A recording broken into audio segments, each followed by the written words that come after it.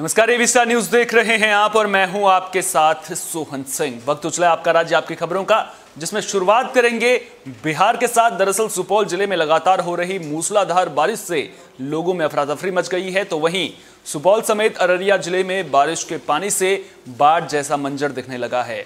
और वहीं दूसरी तरफ नेपाल के तराई क्षेत्र से पानी छोड़ने से अररिया जिले के कई प्रखंड क्षेत्र पूरी तरह से तबाह हो गए हैं, जिससे हजारों एकड़ में लगी धान की फसल बर्बाद हो गई है और सैकड़ों घरों में पानी प्रवेश कर जाने से पीड़ित परिवार इंडो नेपाल सड़क पर डेरा डालकर रहने को मजबूर हो गया है और बेघर हुए लोग जमकर मुआवजे की मांग कर रहे हैं। तो बारिश आफत बनकर बरस रही है, लोगों की फसल खराब हो गई है। इसके अलावा अब जो प्रभावित लोग हैं वो प्रशासन से मुआवजे की मांग कर रहे हैं।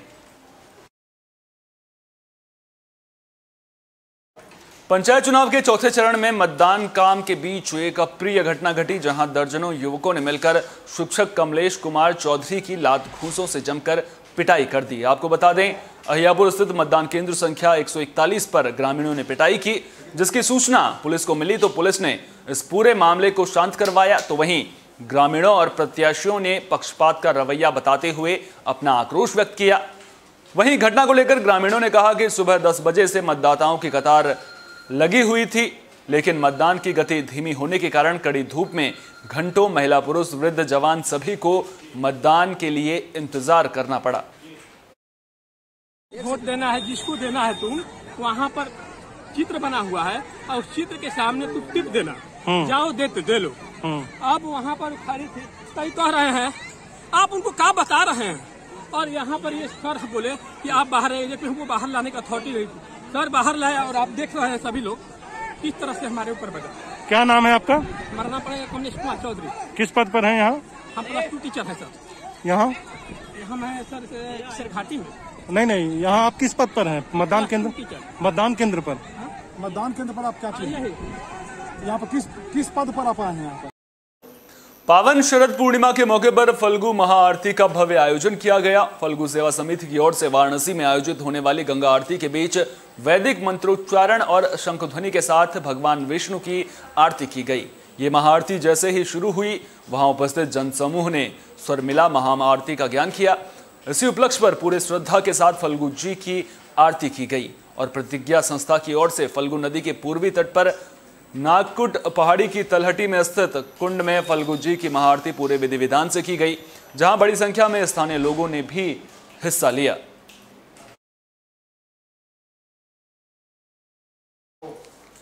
स्कूल बसों के संचालन को लेकर बीजेपी किसान मोर्चा के प्रदेश सचिव गोमती द्विवेदी मुख्य महाप्रबंधक के कार्यालय पहुंचे और इसी दौरान मुख्य महाप्रबंधक से चर्चा कर वर्तमान में बालकों को हो रही समस्याओं से अवगत कराया।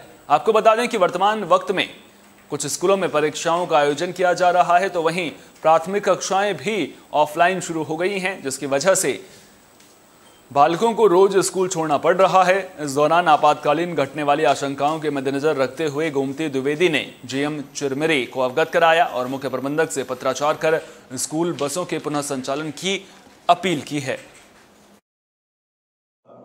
आज से लगभग 15-20 दिन पहले एक ज्ञापन जीएम साहब को दिया गया था, चूँकि पूर्व में कोरोना के पहले जिस प्रकार से एसएससीएल की बसें संचालित हो रही थी बच्चों को स्कूल तक ले जाने और लाने ले जाने के लिए, वो बंद हो गई थी। इसके संबंध में युवा मोर्चा ने ज्ञापन दिया, चूँकि बच्चे अपने निजी वाहनों से और कम उम्र के बच्चे अपने निजी वाहनों से जा रहे थे, जिससे दुर्घटनाओं की संभावनाएं बढ़ गई थी। इस बात को ध्यान में रखते हुए उन्होंने ज्ञापन दिया था। ज्ञापन दिया गया, श्रमिक नेताओं के द्वारा भी ज्ञापन दिया गया स्कूल बस को चलाने के लिए। इसमें किस प्रकार की पहल की जा रही है, बताएंगे आपको? सर्वप्रथम मैं बता दूं, जो विभागीय वाहन हमारे थे वो काफ़ी पुराने हो गए हैं और उनका परमिट ख़त्म हो गया है, समयावधि समाप्त हो गई है। तो उसके जगह पर हम लोगों ने गाड़ी को बाज़ार से हायर करने के लिए प्रक्रिया की है और लगभग 1.5 महीना पहले 6 बस का हम लोगों ने वर्क ऑर्डर भी इशू कर। भरतपुर सोनहत के विधायक गुलाब कमरो ने बुधवार से अपने 4 दिवसीय प्रवास पर अपने विधानसभा क्षेत्र के भरतपुर विकासखंड पहुंचे, जहां पर उन्होंने 38 ग्रामों के विभिन्न जातियों के हितग्राहियों को स्थायी जाति प्रमाण पत्र और वन अधिकार पत्र पुस्तिका का वितरण किया और लोगों की समस्याओं को सुनकर उसका त्वरित निराकरण किया। विधायक गुलाब कमरों की उपस्थिति में ग्राम पंचायत देवगढ़ में आयोजित शिविर में जाति प्रमाण पत्र वितरण किया गया। विधायक और कलेक्टर कोरिया ने दिशा निर्देश और मार्गदर्शन में भरतपुर विकासखंड प्रगतिशील बताया। चुनाव जीते इस बार और उन्होंने इस प्रयास पे लगातार लग गए किस प्रकार जाति प्रमाण पत्र बनाया जाए और लगभग 13,000 आवेदन जाति के हमको विभिन्न शिविरों से प्राप्त हुए थे, जिनमें अभी 6,000 जाति प्रमाण पत्र बन चुके हैं और ये प्रक्रिया लगातार जारी है।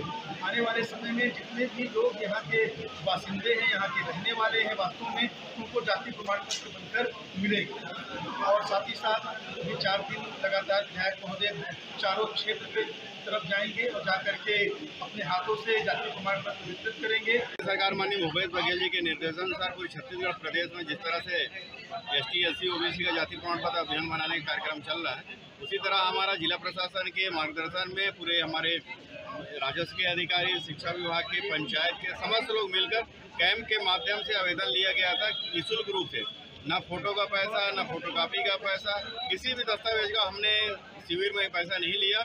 शिविर में आवेदन के बाद उसका ऑनलाइन किया गया। पूरे अधिकारी और कर्मचारी अमला के द्वारा 2 महीने।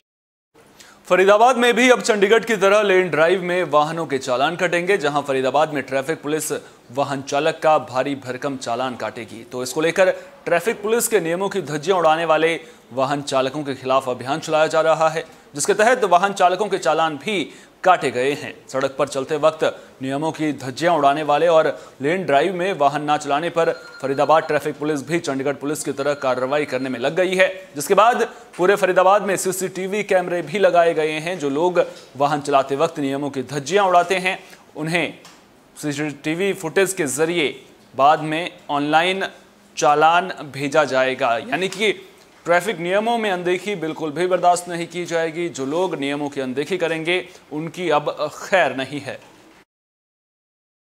सर, अभियान चलाया जा रहा है, किस बात को लेकर अभियान चला रहा है? ये लेन ड्राइविंग के लिए स्पेशल अभियान चलाया जा रहा है 25 तारीख तक।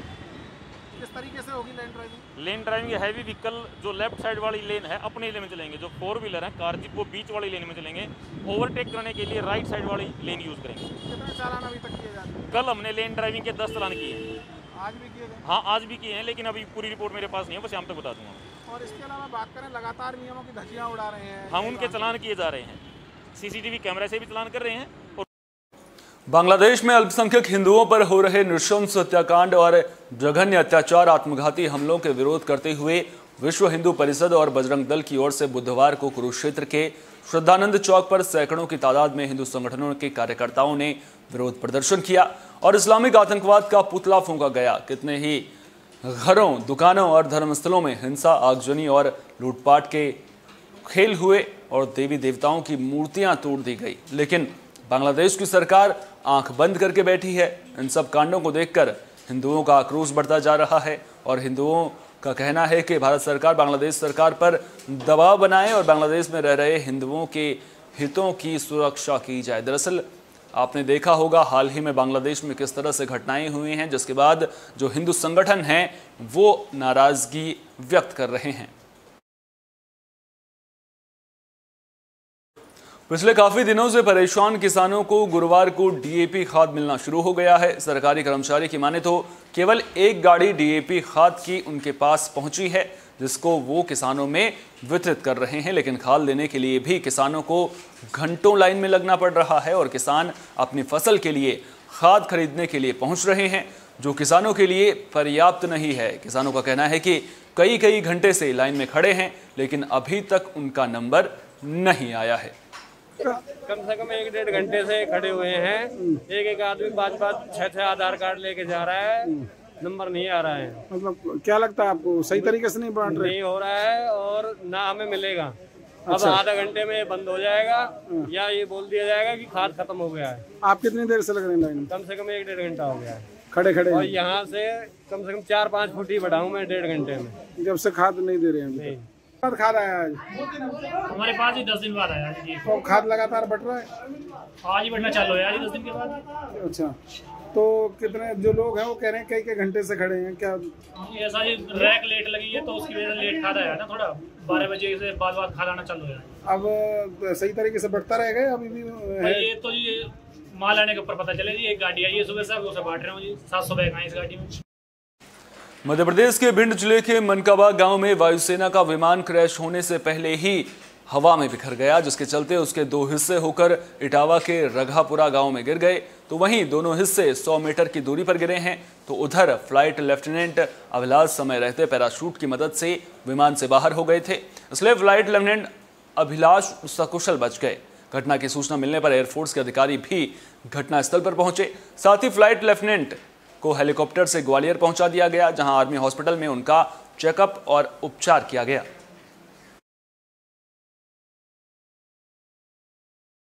इस बुलेटिन में मेरे साथ इतना ही। देश दुनिया की तमाम अहम खबरों के लिए आप जुड़े रहिए एबी स्टार न्यूज के साथ, क्योंकि यहां पर खबरों का सिलसिला कभी नहीं थमता।